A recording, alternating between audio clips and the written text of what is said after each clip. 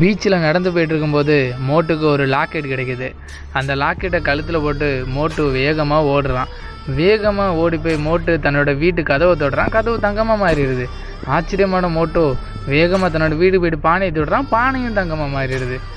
ஆனாலும் மோட்டுக்கு இப்போ ரொம்ப பசிக்க ஆரம்பிச்சிட்டு, சரி சமோசா சாப்பிட்லான்னு சமோசாவை எடுத்தால் சமோசாவும் தங்கமாக மாறிடுச்சு. மோட்டு ரொம்ப கோவத்தில் சமோசாவை தூக்கி போட்டு வேகமாக ஓடி போனான். வேகமாக ஓடி போய் அங்கே பார்த்த பிச்சைக்காரன் இருந்தான். அவனோட தட்டு அதுவும் தங்கமாக மாறிடுச்சு. அவன் தொடுற எல்லா பொருளுமே தங்கமாக மாறிட்டே இருந்துச்சு. இதை பார்த்த ஊர் மக்கள் ரொம்ப ஆச்சரியப்பட்டாங்க. மோட்டுவை துரத்த ஆரம்பிச்சிட்டாங்க. மோட்டு ஓடி ஓடி எப்படியோ ஒரு மரத்தில் ஒளிஞ்சு போயிட்டான். ரொம்பவே சோகமடைஞ்ச மோட்டு ஒரு பாறை அடியில் உட்காந்து யோசிச்சிட்டே இருக்கான்.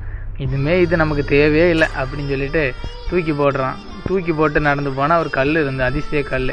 அந்த கல்லை பைக்காக மாற்றி மோட்டு சந்தோஷமாக போயிட்டான். சேனலை சப்ஸ்கிரைப் பண்ணி